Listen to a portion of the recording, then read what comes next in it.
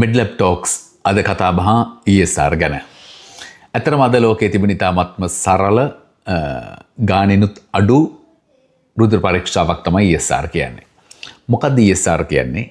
ESR erythrocyte sedimentation rate.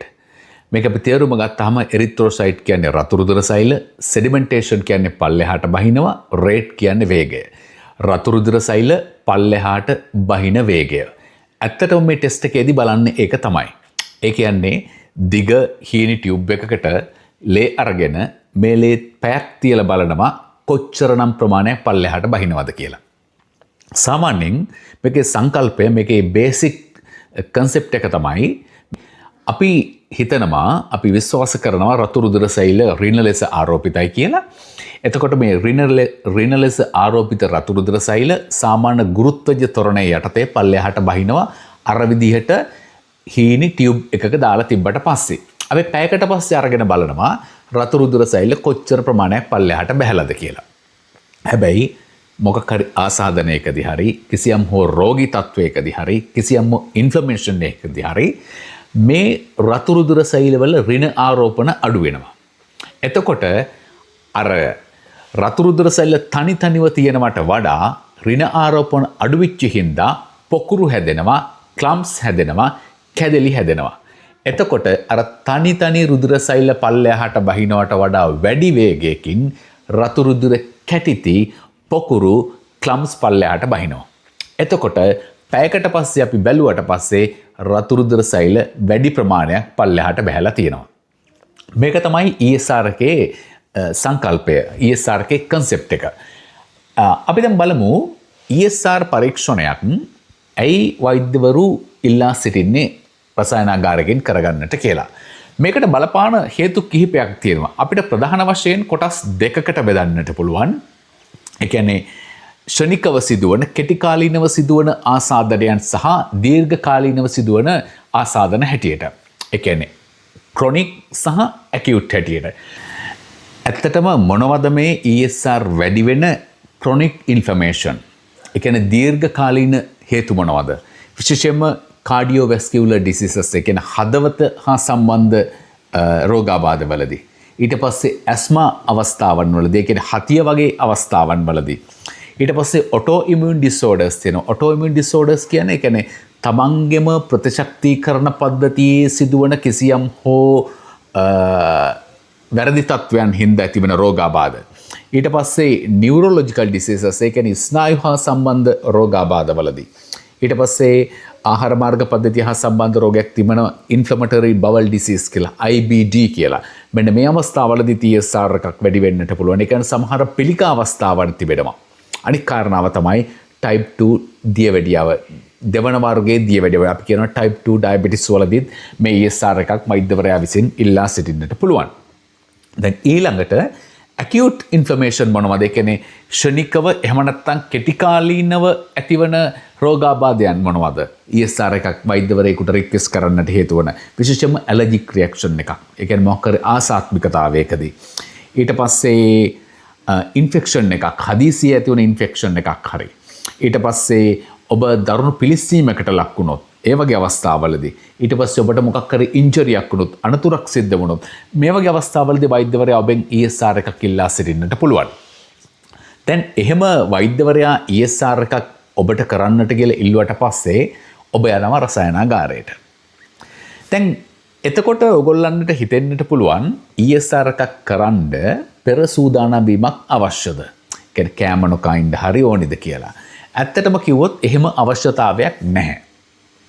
හැබැයි මෙන්න මේ කාරණාව මතක තියාගන්න, ESR එකත් එක්ක තවත් ටෙස්ට් එකක් ඉල්ලලා තියෙනවා නම්, අපි හිතමු ෆාස්ටින් බ්ලඩ් ෂුගර් එකකුත් ඒ ගාම කරගන්න කියලා වෛද්‍යවරයා ඉල්ලා සිටිනවා. එහෙම අවස්ථාවකදී ඔබ ෆාස්ටිං ඉඳලා ගිහිල්ලා ESR එකටත් එක්කම ලේක දුන්නට කමක් නැහැ. රසායනාගාරයට ගිහිල්ලා ලේක දෙනකොට අර මං කලින් ෆාස්ටින් බ්ලඩ් ෂුගර් ගැන කරද්දී කිව්වා වගේම ඕගොල්ලන්ට දකින්නට පුළුවන් ඒකටම විශේෂිත මූඩියක් සහිත ටියුබ් එකකට තමයි ESR වලට ලේ ගන්නෙ. ESR කරනකොට අපි භාවිතා කරන රුධිර ප්‍රතිකැටිකාරකය තමයි සෝඩියම් සිට්‍රේට්. සෝඩියම් සිට්‍රේට් ඒකක එකකට රුධිරය කොටස් 4ක් ඒකක 4ක් එකතු කරලා නිවැරදි අනුපාතයට අනුව රුධිරය අරගෙන තමයි අපි ටෙස්ට් එක කරන්නට ඕනි. ලේක ගත්තට පස්සේ අපි හොඳින් මික්ස් කරන්න ඕනි. හොඳින් කලවම් කරන්නට ඕනි. හැබැයි ගොඩක් වේගෙන් අපි කලවම් කරන්න හොඳ නැහැ. හුඟක් වේගෙන් කලවම් කරොත් අර රතු රුධිර සෛල බිඳෙන්න පුළුවන්. අපි ඒකට කියනවා හිමොලයිස් වෙනවා කියලා. අපි ඒක වළක්ව ගන්නටත් ඕනි. හැබැයි අපි හෙමිහිට 10 පාරක් විතර හොඳින් හොලවන්නට ඕනි. ඒ ඇයි එහෙම නැති වුණොත් ලේක කැටි ගහනවා. ලේක කැටි ගැහුණත් අපිට ටෙස්ට් එක කරන්නට බෑ. හයියෙන් මික්ස් කරලා වේගෙන් මික්ස් කරලා රතු රුධිර සෛල විනාශ වුණොත් කැඩිලා බිඳලා ගියොත් එහෙම කරාමත් ටෙස්ට් එක හරියට කරන්නට බෑ. ඒක හින්දා රුධිරය ගන්න කෙනාත් මේ පිළිබඳව වැඩි අවධානයක් යොමු කරන්නට ඕනි. එහෙම ගත්තු රුධිරය එහෙම ගත්තු ලේක රසායනාගාරයට ආවා. දැන් අපි සූදානම් ටෙස්ට් එක කරන්න. අපි කොහොමද මේ ටෙස්ට් එක කරන්නේ? දැන් රසායනාගාරයට ආවට පස්සේ සමහරලාට පොඩි කාලයක් ගත වුණා නම් රතු රුධිර සෛල තට්ටුව පොඩ්ඩක් පල්ලෙහාට බහැලා තියෙන්න පුළුවන්. ඒක හින්දා අපි නැවත වතාවක් ටිකක් හෙමින් 10 පාරක් විතර ටියුබ් එක හොලවනවා. අපි ඊට පස්සේ ESR කරන්නම හදපු වෙනම ටියුබ් එකක් තියෙනවා. අපි ඒකට කියනවා වෙස්ටගන් ටියුබ් එක කියලා. මේක ටිකක් හීනි අඩියක් විතර වගේ දිගයි. මේක ක්‍රමාංකණය කරලා තියෙනවා ටිකක් උඩ ඉඳලා පල්ලෙහාට බිඳුවේ ඉඳලා. අපි මේ බිඳුව දක්වා සීමාවට රුධිරය පුරවලා ESR රැක් එකක් තියෙනවා. අපි ඒකට සවි කරනවා. හරියටම සිරස් අතට.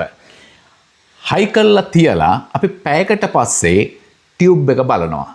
කොච්චර රුධිරයේ ප්‍රමාණයක් පල්ලෙහාට බැහැලා තියෙනවද?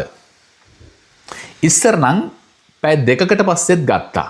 පැයකට පස්සේ ගත්තා. පැය දෙකකට පස්සෙත් ගත්තා. දැන් නම් ගොඩක් වෙලාවට ගන්නේ පැයකට පස්සේ විතරයි. කොච්චර රතු රුධිර සෛල ප්‍රමාණයක් බැහැලා තියෙනවද? එහෙම තමයි අපි ESR ටෙස්ට් එක කරන්නේ. දැන් ESR එකක් රිපෝට් එක කියව ගන්න ESR එකේ අගයන් සාමාන්‍ය අගයන් ඔයගොල්ලෝ දැනගෙන ඉන්න එක ඉතාමත් වැදගත්.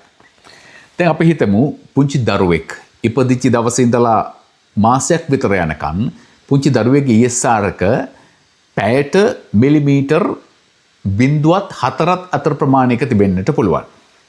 ඊට පස්සේ මාස 3ක් අතර දරුවෙකුගේ ESR එක 0.8 අතර ප්‍රමාණයක් වෙන්නට පුළුවන්. සාමාන්‍ය අගය.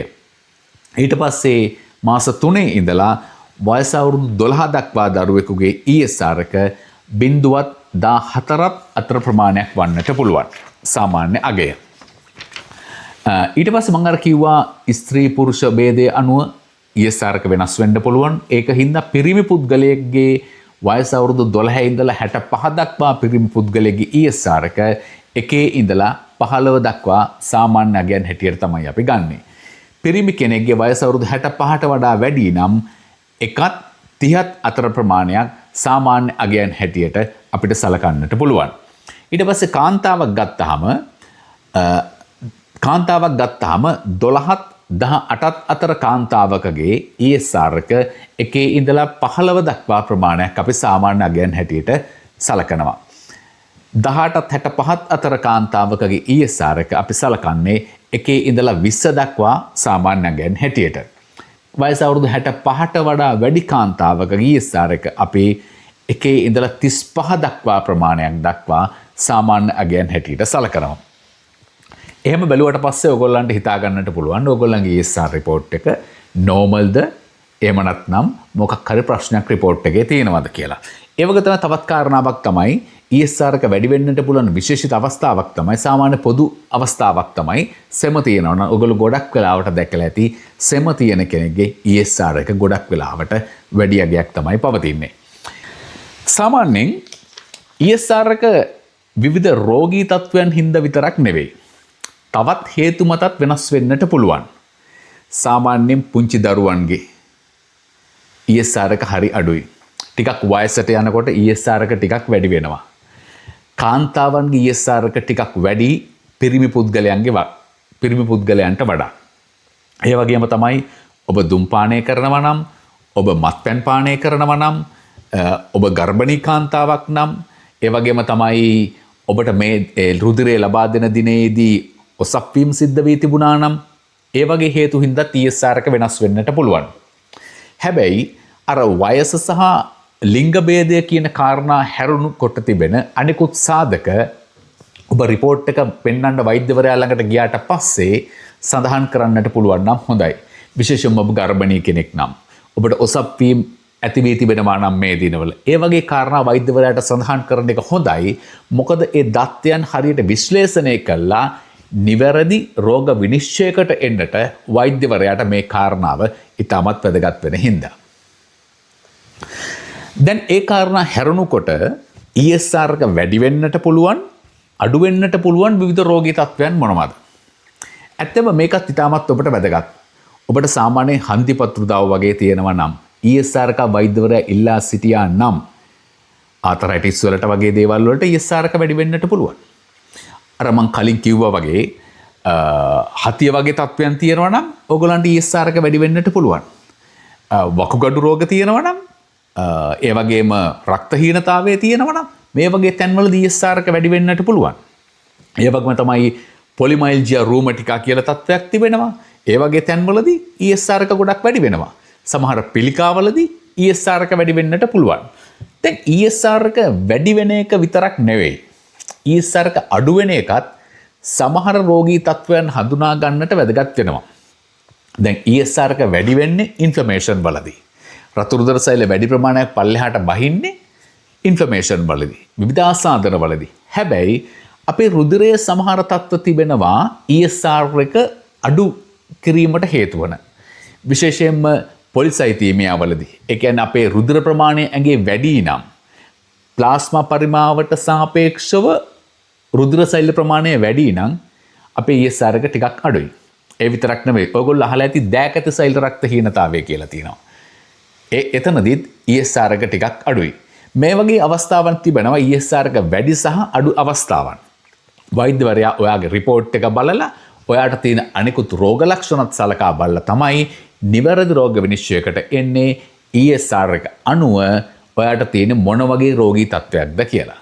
ඒක කරද්දී තවත් වෙලාවට ගොඩක් වෙලාවට වෛද්‍යවරු තවත් ටෙස්ට් එකක් ඉල්ලලා තියෙනවා. ඔයගොල්ලෝ දැකලා ඇති. ඔයගොල්ලෝගේ රික්වෙස්ට් ෆෝම් එකේ CRP කියලා රුධිර පරීක්ෂාවක්. ඇත්තටම ESR එකයි CRP එකයි ටිකක් ළඟින් බැඳුණු පරීක්ෂණ දෙකක්. ඒ කියන්නේ ESR එක වැඩි වෙනකොට ඒ කියන්නේ ESR එක වැඩි නම් CRP එකත් ගොඩක් වෙලාවට වැඩි. ESR එක අඩුයි නම් CRP එකත් ගොඩක් වෙලාවට අඩුයි. හැබැයි මෙන්න මෙහෙම එකක් තියෙනවා. මොකක් හරි ඉන්ෆ්ලමේෂන් එකකදී හරි මොකක් හරි ඉන්ෆෙක්ෂන් එකකදී හරි ESR එක වැඩි වෙන්නේ හිමිහිට. හැබැයි CRP එක වැඩි වෙනවා ඉක්මනට. එතකොට ලෙඩේ සනීප වෙනකොට CRP එක ඉක්මනට අඩු වෙනවා ESR එක අඩු වෙන්නේ හිමිහිට. ඒ කියන්නේ ලෙඩක් සනීප වුණාට පස්සේ CRP එක සාමාන්‍ය තත්ත්වයට පත් වුණාට ESR එක කිසියම් හෝ වැඩි මට්ටමක තිබෙන්නට පුළුවන්. මං හිතනවා අද වීඩියෝ එකෙන් ඔයගොල්ලන්ට ESR ගැන කිසියම් අදහසක් දැනුමක් ලැබෙන්නට ඇති කියලා. මේ කරුණු වලට අමතරව තවත් කරුණු එකතු වෙන්නට ඕනි කියලා ඔයගොල්ලෝ හිතනවා නම් අපිට පොඩි කමෙන්ට් එකක් දාන්න. මේක වීඩියෝ එක දිග වැඩි කියලා හිතනවා නම් ඒත් අපිට කමෙන්ට් එකක් දාන්න මීට වඩා ටිකක් ෂෝට් කරන්න කියලා. ඔයගොල්ලෝ කැමති නම් මේ වගේ අපේ වීඩියෝ ඉස්සරහටත් ලබා ගන්නට ඔයගොල්ලන්ට පුළුවන් අපිව subscribe කරන්න.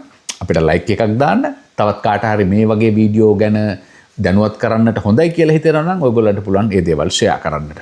තවත් මේ වගේම වටිනා ටෙස්ට් එකක් ගැන ඔයගොල්ලන්ට වටිනා ටෙස්ට් එකක් ගැන විශ්වාසවන්තව කතා කරන්නට Medlab Talks එක එකතු වන්න. මම ජනිත්.